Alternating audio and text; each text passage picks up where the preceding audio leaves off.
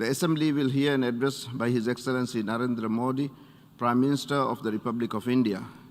May I request protocol to escort His Excellency.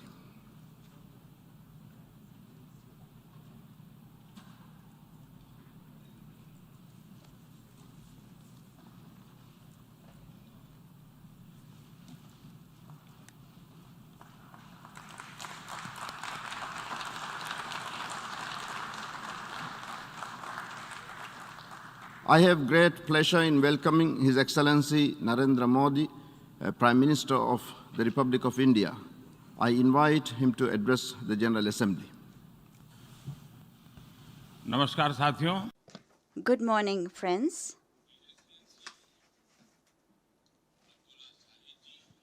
His Excellency Mr. Abdullah Shahid. First of all, I would like to warmly congratulate you on assuming the office of President of the UNGA. Your becoming president is a matter of pride for all developing countries, and in particular for small island developing states.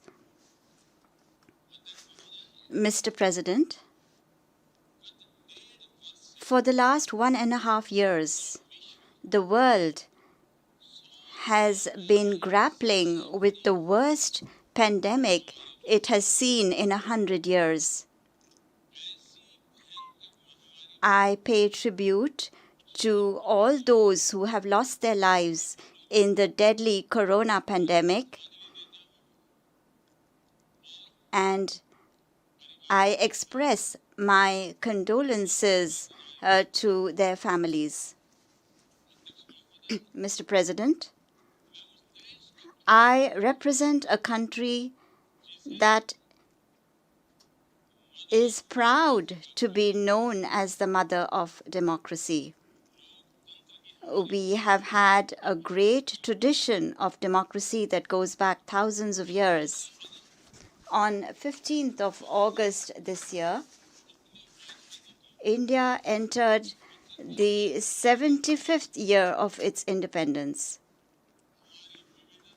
Our diversity is the identity of our strong democracy.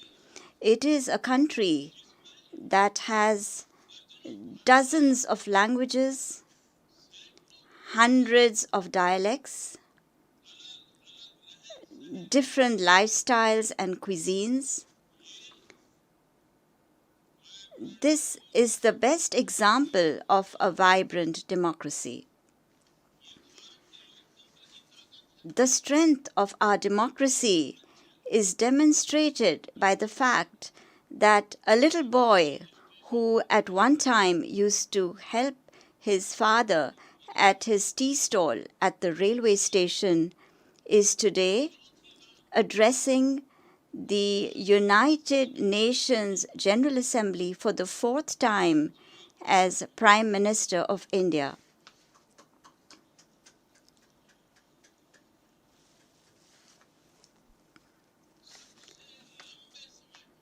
I will soon have spent 20 years serving my countrymen as head of government, first as the longest-serving Chief Minister of Gujarat, and then as Prime Minister for the last 7 years.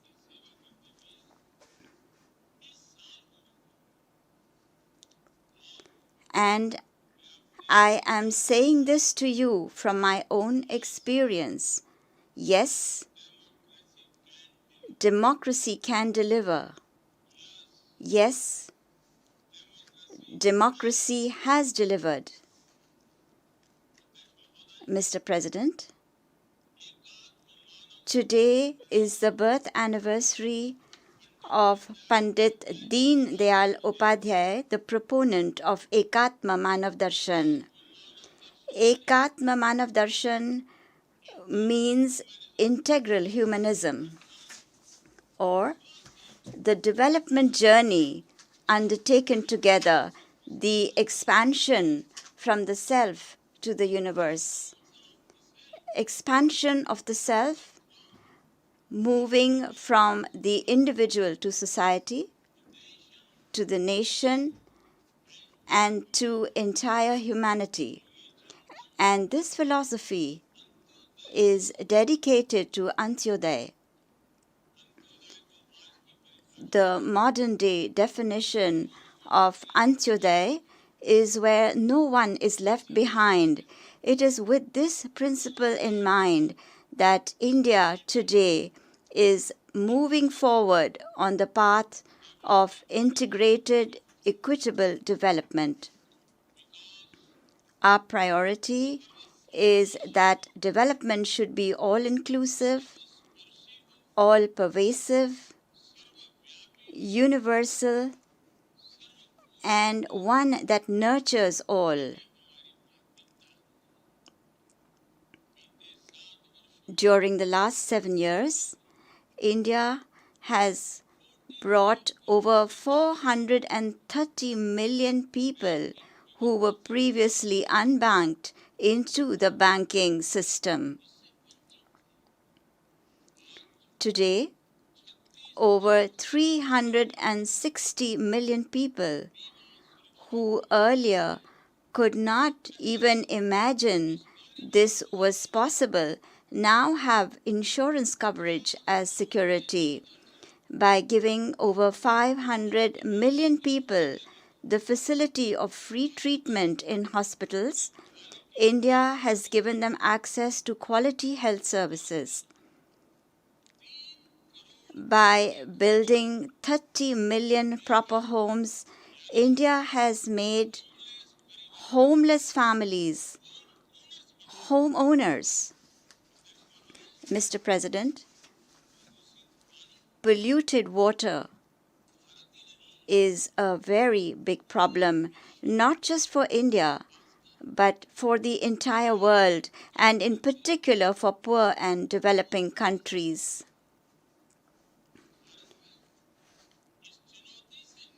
In order to address this challenge in India, we are carrying out a very big campaign to ensure that piped clean water reaches over 170 million homes. Reputed institutions of the world have said that for the development of any country, people must have property rights to their home and land. That is, ownership records are a must. In the most developed countries, there are a large number of people who do not have property rights to their land and homes. Today, we are using drones in India to map over 600,000 villages. And by doing so, we are giving people there digital records of their homes and land. These digital records not only reduce property disputes, but will also give people increased access to credit and bank loans. Mr. President, today, every sixth person in the world is Indian. When Indians make progress, it also gives an impetus to the development of the world. When India grows, the world grows. When India reforms, the world transforms. The science and technology-based innovations taking place in India can make a big contribution to the world.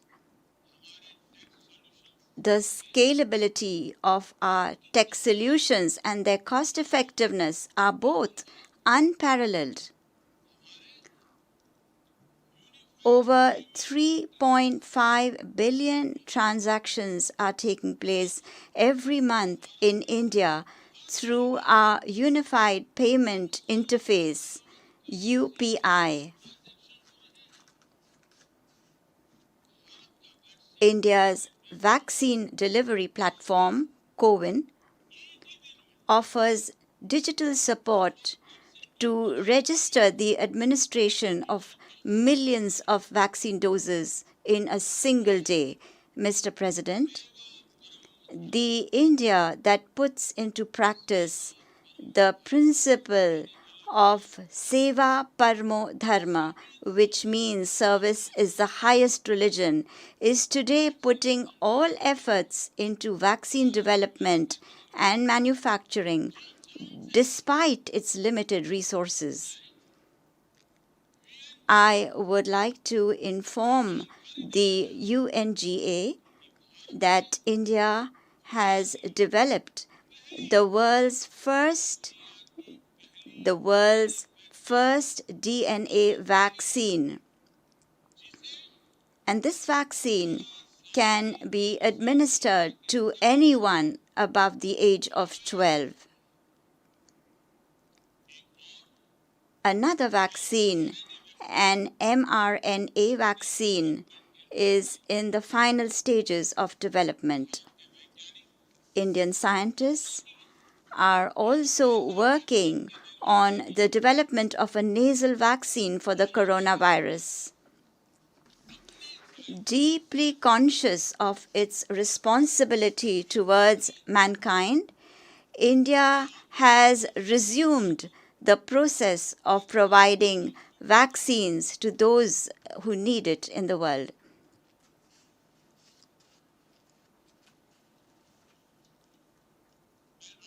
Today, I also extend an invitation to vaccine manufacturers from across the world. Come, make vaccine in India.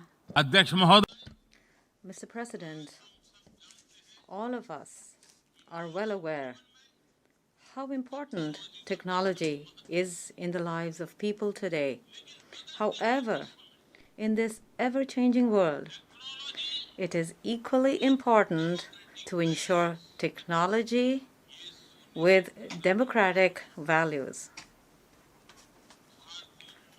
No matter which country the doctors, innovators, engineers, and managers of Indian origin live in, our democratic values inspire them to continue serving mankind. And this is a spirit that we have indeed seen during the corona pandemic also. Mr. President, the corona pandemic has also taught another important lesson to the world, that the global economy needs to be diversified even further. And for this, expansion of global value chains is necessary. Our Atmanirbhar Bharat, or self-reliant India movement, is inspired by this very spirit. India is becoming a democratic and reliable partner for global industrial diversification. And in this movement, India has struck a better balance between both economy and ecology. I'm sure that you all also feel proud of the efforts made by India with regard to climate change compared to those made by big and developed nations. Today, India is moving forward with great speed towards its target of 450 gigawatts of renewable energy. We have also started work on making India the world's largest green hydrogen hub. Mr. President, we are answerable to our future generations. When they ask, when it was time to take decisions, what were those people doing? those people whose responsibility it was to give direction to the world. Today, the world is facing an increased threat of regressive thinking and extremism. In such a situation, the entire world must make science-based, rational, and progressive thinking the basis for development. In order to strengthen a science-based approach, India is promoting experience-based learning. In India, in schools, thousands of Atal tinkering labs have been set up. We have also set up incubators, and a strong startup ecosystem has been developed. On the occasion of the 75th year of its independence, when we are celebrating the Azadi Ka Amrit Festival, India is going to launch 75 satellites into space that are being made by Indian students in schools and colleges. Mr. President, on the other hand, countries with regressive thinking that are using terrorism as a political tool, these countries must understand that terrorism is an equally big threat for them also. It is absolutely essential to ensure that Afghanistan's territory is not used to spread terrorism and for terrorist attacks. We also need to be alert and ensure that no country tries to take advantage of the delicate situation there and use it as a tool for its own selfish interests. At this time, the people of Afghanistan, the women and children of Afghanistan, the minorities of Afghanistan need help. And we must fulfill our duty by providing them with this help. Mr. President, our oceans are also our shared heritage, and that is why we must keep in mind that we must only use ocean resources and not abuse them. Further, our oceans are also the lifeline of international trade. We must protect them from the race for expansion and exclusion. The international community must speak in one voice to strengthen a rule-based world order. The broad consensus reached in the Security Council during India's presidency shows to the world the way forward for maritime security. Mr. President, the great diplomat of India, Acharya Chanakya, said this hundreds of years ago: Kalati kramat, kal eva phalam pivati. When the right action is not taken at the right time, then it is time itself that causes the action to fail. If the United Nations wants to remain relevant, it will need to improve its effectiveness and enhance its reliability. Today, all kinds of questions are being raised about the UN. We have seen such questions being raised related to the climate crisis, and we also saw them during COVID. The proxy war going on in many parts of the world, terrorism, and the recent Afghan crisis have further highlighted the seriousness of these questions. With regard to the origin of COVID or regarding the ease of doing business rankings, institutions of global governance have damaged the credibility they had built, which was a result of decades of hard work. It is essential that we constantly strengthen the UN in order to safeguard global order, global laws, and global values.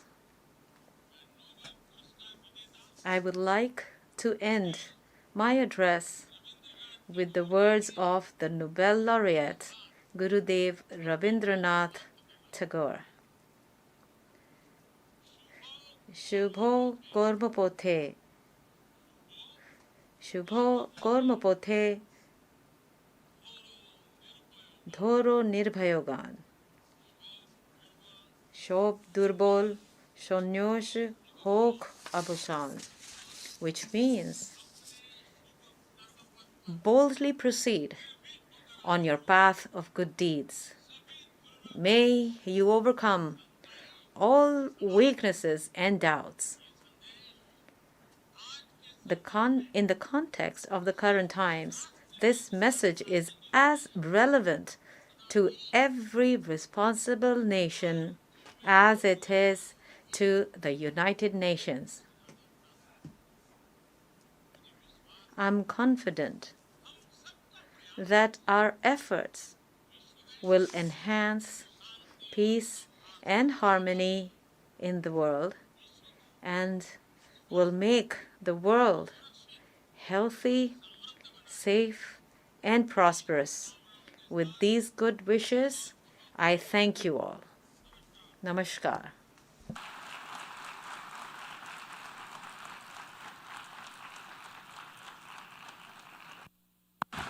On behalf of the General Assembly, I wish to thank the Prime Minister of the Republic of India for the statement just made, and I request protocol to escort His Excellency.